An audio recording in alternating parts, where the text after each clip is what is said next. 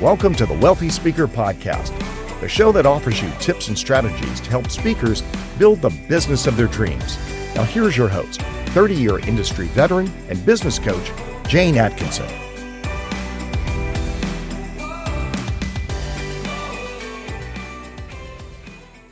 Well, welcome everyone to the Wealthy Speaker Podcast. Today we are talking about how to speak differently and sell more with one of my very good friends, Steve Lowell. Welcome to the show, Steve. Hey, Jane, it's great to be here. Thanks for asking. Well, I know that we have talked about your coming on the show, and about a year and a half ago at a pool party down in Florida, the discussion arose, and it took me this long to make it happen. So I just want to say thank you so much for working out your calendar and for joining us. Tell everybody what it is that you do and your business model. Sure. Okay. So my primary business model is I basically train speakers.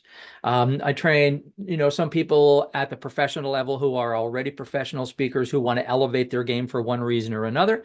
Work with a lot of business people, business owners, entrepreneurs, executives who want to not necessarily be professional speakers, but what they want to do is use speaking to drive an agenda, to drive business, to share a vision, to evangelize a cause, to do something. And so that's my background. Has always been working with speakers, not from a presentation skills perspective. It's not about how to craft and deliver a presentation. It's about how do you actually communicate with your full communication self on a platform in front of an audience, using everything from the real estate to the body language to the voice projection, the whole thing. And so that's basically what I built my business around. That's what I do. And the business model itself is kind of different to a lot of the traditional professional speaker business models that we find in the associations.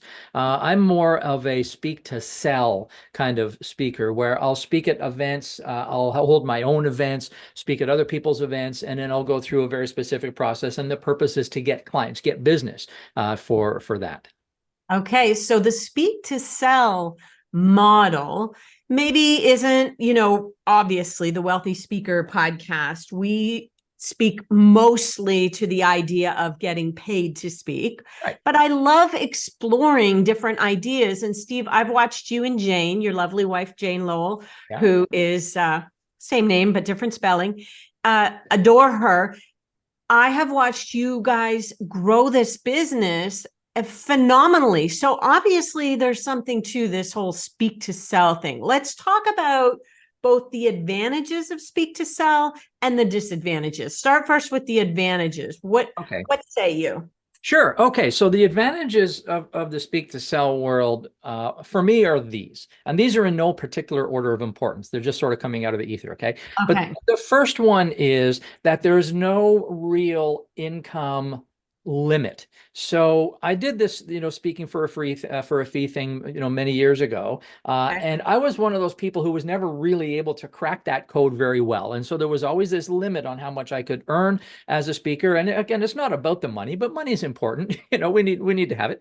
And so yeah, so from speak to sell on that side of it, my ability to generate revenue was more contingent on my ability to actually generate revenue from the platform rather than how much I could command somebody else to pay me to speak. And so, it took a long time to crack that code, as you can imagine. So, but that potential appealed to me. Here are some other things. When I'm speaking with an audience, I've chosen that audience. And so I have criteria that I use to choose which audience I will speak in front of. And now, which means my engagement feels different than somebody who is there at a corporate event. Their level of energy is often different. Their level of excitement and passion and commitment is often different than it was when I was doing corporate and association events. So this energy that I get from that audience is much higher. And then also I can really focus who I help, because I know with the gifts that I've been given, the people I help the most are not employees generally. The people I help the most are going to be entrepreneurs. These are small business owners that want to use speaking, or people who have survivors who have survived a massive thing and they have a story now they want to bring to the world, or thought leaders who have an idea that they need to get buy-in, people with a big cause and they need to evangelize these calls. Those are the people that I work best with. Those are the ones I resonate with. So the audiences that I speak with are mostly full of those. On the paid says to speak side, it was a lot of corporates and a lot of associations, which was great. It was fine, but there was a different energy level there for me. And so for me, those are the advantages. I can find the stages easier. I can, I'm good at monetizing without all the high pressure sales pitch stuff, which I can do, but we don't do that anymore. So the whole package just sort of fits for me better than it does trying to find paid speaking gigs for an association or a corporate. Fair enough. So you kind of are looking for opportunities to showcase your best talent. When you run your own events, Steve, that is like your own in-house showcase. So you are putting people in that audience who want to be there, and you are then going to, I assume, tell us what the name of that event is, just to give us an idea of why people would say yes and join on in that. Okay, so we have had a number of events. We've had many, but the one consistent one we have every year is called the High Impact Speaker Showcase. Okay. Now, the High Impact Speaker Showcase is this. The speakers on that stage are usually our one-on-one clients. These are our high-end mentorship clients, and they work with us for whatever amount of time. And then usually part of their deal is we put them on that stage, and we have an audience, and we get the cameras and all of the cool things are there. And then people come to that showcase and they watch these speakers transform before their eyes, because I do some on-stage coaching and all of these really great things happen. And then often we will get clients from that audience. And we've done all kinds of online programs and summits and challenges, and we do all of those things. But the High Impact Speaker Showcase is the one that draws the most clients to us, not necessarily from the audience in that room, but that's where we put our clients when they come and work with us. We put them on that stage, and it's quite a cool thing. We've had them from all over the world come to be on that stage. Yeah, it's fun. That is really cool. So back to the idea, and this will wrap up the whole speak to sell idea. What would be a disadvantage of doing the speak to sell model? You talked about the advantages. What would be the downside for people who are maybe exploring this as an option? Yeah, well, the downside is there's risk. I mean, you could spend your whole life speaking for free and never make a sale if you're not good at it. And a lot of people end up in that bucket because they don't really understand the problem. It took me a decade of like deep, intense, research and trial and error and to try and figure out that code. So that's the biggest risk. And so there's that. And then if we're part of the speaker association world, like you and I are, and like I have been, the other risk, and this is why I've been very, very careful over the last 12 years as part of that world, is, that group is very traditional in nature. And so there's this possibility of reputation damage, right? Or don't get Steve on your stage. He's just going to try and sell you, Right. Because speak to sell does have a bit of a rap. Oh, right? Yeah, it's got a definite rap. It's like thou shalt not. Like it's one of those. Yeah. And yet I've spoken at every chapter of CAPS multiple times. I've been all over NSA. I've been all over the world to all the speaker associations.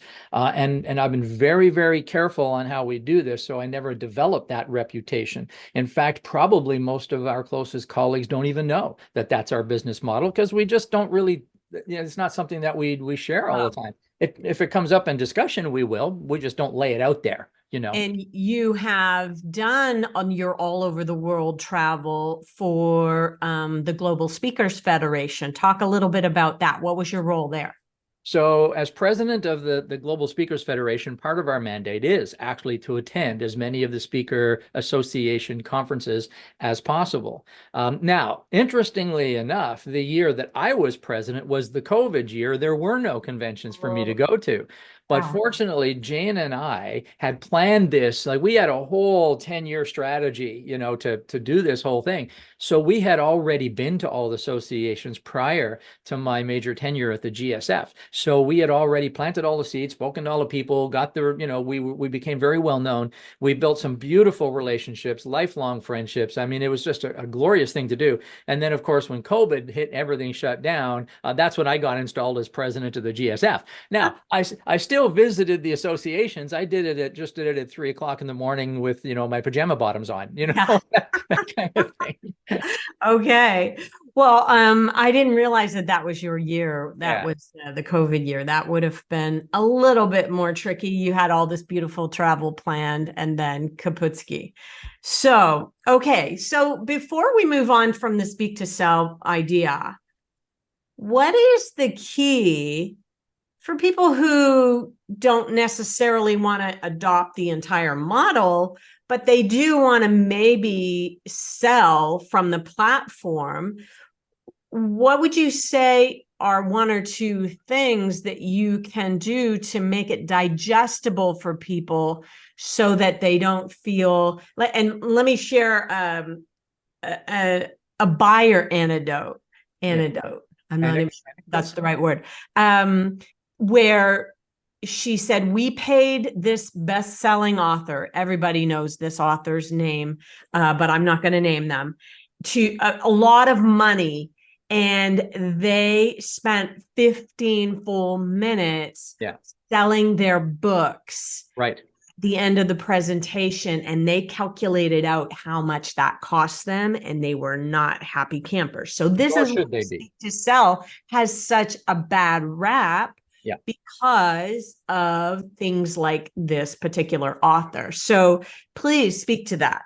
100%. I mean, I couldn't agree more. So there's a place to sell from the stage, and there are places not to sell from the stage. And the place, in my judgment, that you don't sell from the stage is when you're being paid to speak.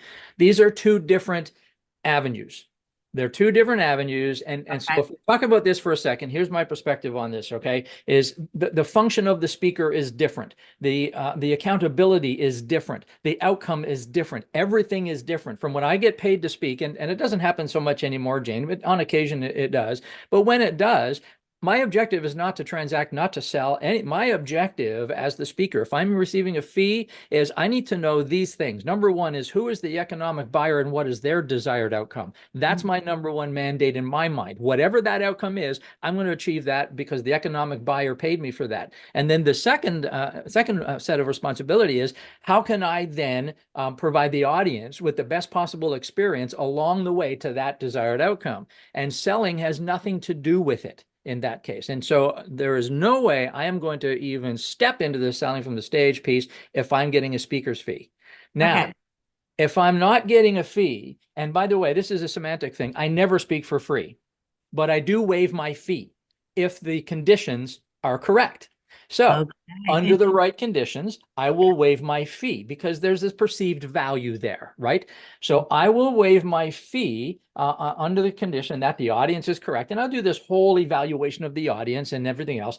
And now that the outcome of that presentation is now different. And so while I still am compelled and required to deliver value, the definition of the value in these two arenas is not the same at all. And the desired outcome is different. Therefore, the process is different. So everything is different between these two worlds. And you're 100% right. I think the whole speak to sell thing has gotten a really bad rap because of people like that particular author who think that these two worlds converge. And very rarely do these two worlds converge. This is where the thou shalt not comes in. And I couldn't agree more. Okay. It's not that I've chosen a different process on the same stages. I've chosen different stages with a different process and a different desired outcome. Okay, so let's say you have a stage where you have waived the fee because the conditions were correct. Right. And now you are on that stage. Yeah. When do you kind of start at the beginning and all the way through? It's just one kind of subtle thing, or what is your strategy when it comes to speak to sell? If you were able to, and I know this is probably a much longer conversation, but we do have like several things that we're going to talk about, we'll go deep into, but what's kind of the bigger picture on how do you speak to sell well? Right. So speaking to sell well is not about delivering an offer. It has nothing to do with delivering an offer. Now, it doesn't mean you may not deliver an offer. Oftentimes we do deliver an offer. But Okay. most of our successful events where we've been able to do the most business, there was no offer. So Okay. so if you're in the audience, you would never have any inkling at all that there is a process going on other than the fact that you are being dazzled and amazed. And you're not being dazzled and amazed by me. You're being dazzled and amazed by the awarenesses that you achieve throughout my talk. So here's the difference. When I'm speaking on a stage where and I'm calling it speak to sell because that's what people would recognize it as, right? I don't Yes. actually use those words in my head at all, but that's what people recognize it. So if I'm on the stage and my objective is to get business, here's the desired outcome for me is about positioning. I need to position myself in their minds as somebody they need instead of somebody they don't. It's not about I have to find a way to separate them from their money. It's not about I have to find a way for them to want and buy my offer. That I did that for years. It doesn't work. And you went broke almost doing that. It's about positioning myself in a way that they go, I need to talk to that guy. So if that's the desired outcome, then I have to backwards engineer the entire speech to achieve that outcome. So, and I won't go all the way through it, but if we work from the back forward, from the end game forward, then I want them to say, I want to talk to that guy. In order for that to occur, here's what needs to go through their mind. They need to do this. They need to go, oh, I've never thought of it like that before. That has never occurred to me. No wonder I can't solve this problem. That's why at the end of a presentation, when somebody comes up to me and shakes my hand and says, that was awesome, that's the best thing I've ever heard, you're the best speaker, you changed my life, that's not what I want. I mean, that's very nice. Thank you. These are very nice words, but I know that person's turning around, walking out the door, right? And what I want is I'd rather have them walk out the door and never hear anything from them. And then the next week they reach out to me and they say, we need to talk to you. And then we do business that way. So it's not about selling the books at the back of the table and having a table rush where they all go and line up. That's not it at all. What it's about is positioning. And so this is where the path becomes different. You see, if I'm being a paid speaker, the desired outcome is to please the economic buyer. So whatever their outcome is, I'm going to build the presentation to reach that outcome. If I'm speaking to generate business, my desired outcome is to be positioned in their mind as somebody they need. So I'm going to bring it that way. And what I've learned, and we'll talk about this, I'm sure, is the way that value is delivered in those two scenarios is profoundly different. Yes. Yes, absolutely. And so let's talk about if you were doing the speak to sell model, how your goal is to basically just show them the value of what your knowledge is and to make them think about it in a different way. How do you know? That's the mistake. Oh, okay. I made that mistake for decades. Oh, okay. Tell me that. Yeah, and this is what you would think it would be, right? And this is what I thought, Jane. If I show them the value of what I do, if they see how good I am, and if they fall in love with me, and if they know me, like me, and trust me, they're going to want to hire me. And none of it worked. Okay, good. Here's the outcome. Here's the outcome that I had to learn. It has nothing to do with what I can do. Has nothing to do with me, has nothing to do with my products or services or my skills or how awesome I am. It has nothing to do with any of that. What it's about is this. It's about revealing to them a problem they didn't know they had, or giving them clarity around why their problem exists. Okay. And that's what compels them to say, I need to talk to that guy. And when they say, I need to talk to that guy, what they're not saying is, they're not saying I need to hire that guy yet. What they're saying is, I need to find out more, not about him, but about this, about my problem. I need to find out more about what I'm doing wrong. I need to find out more about how I fix this. I need to find out more about what I need to change. And now they come to me, not necessarily with their credit card in their hand, but they come to us and say, can we please have a chat? Yes. Of course we can have a chat. And then when we chat, that's where we go through a sales conversation and we do the normal things that everybody does in business. So it never happens on the stage. It actually, your goal at the end, your call to action at the end of a presentation is to book a chat. Yes, usually. Now, is that what you call it? Yeah, that's exactly what I do. Listen, if you'd like to find out more about how, not about how I can help you, but if you want to find out more about how you can overcome this thing, come and see me at the hall. Go talk to my wife, Jane. Let's book a chat and we'll sit down and explore your circumstances a little deeper.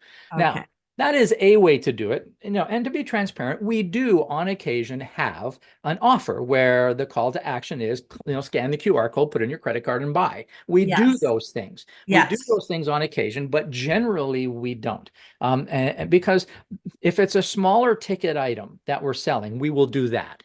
But if it's a higher ticket, it's a one-on-one mentorship program, which is way up there. They're not going to buy it. It's by scanning a QR code, right? This is a sales process that takes place.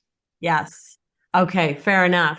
Okay. So you used a term when we were talking before we began recording, guide an audience into action. Right.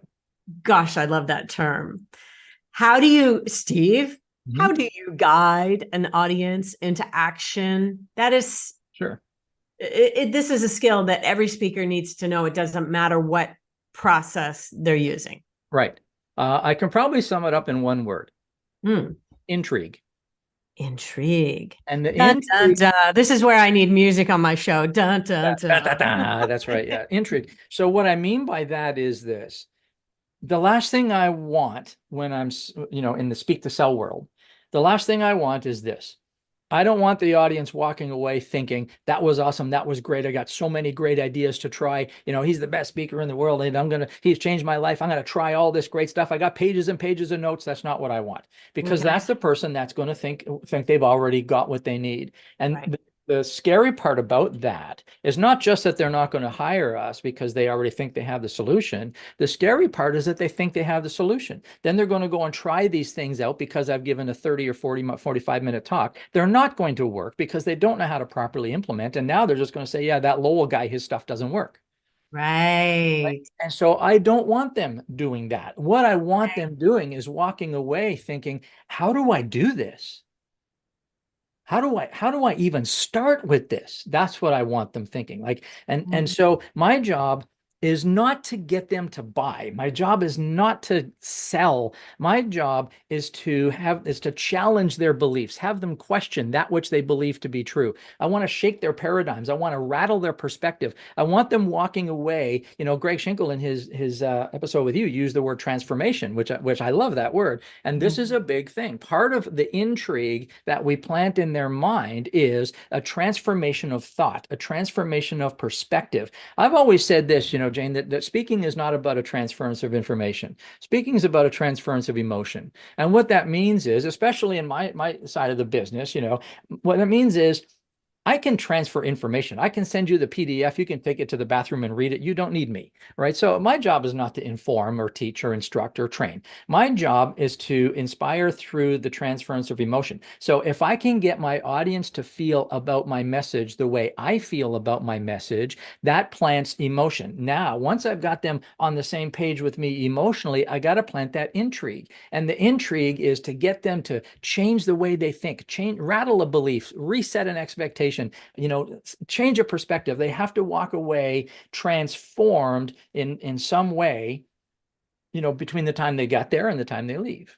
And that's how sales is done from the stage. And it's got such a bad rap, Jane, because so many people are the high pressure, value stacked offer today only, when they shouldn't be doing it anyway. And I see it today. And now I can do those things, and I've done those things, and we've done them successfully from time to time, but I don't like it. The audience doesn't like it. I would just rather have the audience walking away thinking, I really should talk to that guy. Or girl, if it's... Or girl, yes. Yeah. Or person. I just wanted to clarify that. You say guy a lot of times, but yeah, I kind of referring to myself in that. You're talking about yourself. Yeah. So let's just clarify that. Yeah. So, so many things let's talk just a little bit about what would you definitely not want to do, especially if you're getting paid to speak, but you do want to plant a seed? We talk in my world, in the Wealthy Speaker School, we talk about leaving little breadcrumb trails to the things that you might offer. I have a book, so maybe I might talk a little bit about, and I might read like a sentence from my book or something like that and then put it down. That's a little breadcrumb that just says, hey, there's a book to be had. I might tell a story about a private coaching client. You used your language for how you call your private coaching clients, and so you were doing little breadcrumbs just then too. So what are some of the things that you think people should absolutely not be doing when they're getting paid to speak? Well, first thing, I don't think they should be doing anything without the agreement and consent of the economic buyer. So whenever I do get paid to speak, and I've always done this, is I have this chat with, either them or the representative or whoever. And I ask them, would it be okay if I show my book? Would that be a problem? Should I, am I free to mention that I do consulting? Can you hold up your book again, Steve? I want to tell them the title. Oh, this is the first one I wrote, From Stage Fright to Spotlight. From Stage Fright to Spotlight. What's your second book called? The second book is called Deep Thought Strategy. Deep Thought Strategy, both by Steve Lowell. Go out and get those books, people. Yeah. Okay, sorry. So you've had a conversation with the economic buyer, and I want to find out what I can and cannot do. But here's the thing: if I kind of block all of that out for the most part, if I'm being paid. And I don't even mention any of that when I'm being paid. And here's why: because generally the people in the audience at those events are not my audience anyway. They're not the people that are going to hire me.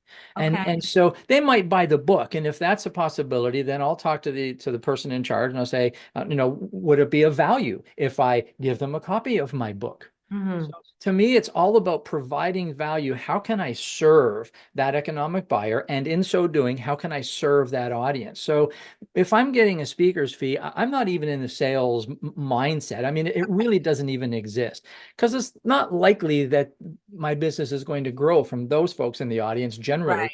Now, the exception to that, Jane, might be associations. There may be, if I'm speaking of association, which I've done many of, there may be people in that audience who might be economic buyers for me. So, so it's all about having conversation with the people in charge. Because last thing I want to do is violate that trust. Yeah, we don't want to be best-selling author guy and really give speakers a bad reputation. And I know that the majority of our listeners would never, ever spend 15 minutes plugging their books when they are getting paid to speak. So let's just know that's exactly where we sit. Steve, if somebody wanted to learn more about your work, if they wanted to connect with you, what's a website and your best social media that they can connect with you on? Yeah, stevelowell.com. It's all there. And we're on all social channels. So one-stop shop, go to stevelowell.com. You'll find me there. All right. Now, is there anything that they should look for specifically when they get there? Sorry, we should have talked about this ahead of time to see if there was any kind of thing that you wanted them to download or anything like that. Well, what I could do is I could give your listeners right now a copy of that book of From Stage Fright to Spotlight, if that's okay. Well, amazing. So why don't we say that we're going to put that in the show notes? Any link that you have to grab the copy of the book will go in the show notes. So to get the show notes, go to speakerlauncher.com, click on the podcast and search Steve, and you will find this Steve Lowell podcast.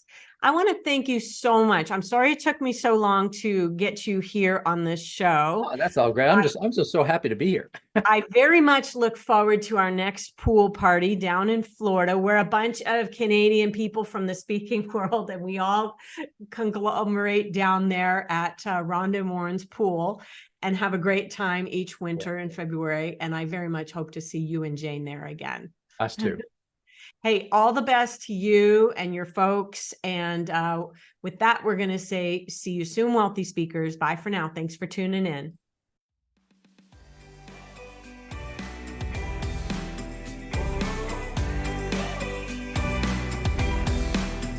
Thanks for listening to the Wealthy Speaker Podcast. If you need help building the speaking business of your dreams, head over to wealthyspeakerschool.com and take advantage of our 20-minute next step call. Thanks for listening to the Wealthy Speaker Podcast.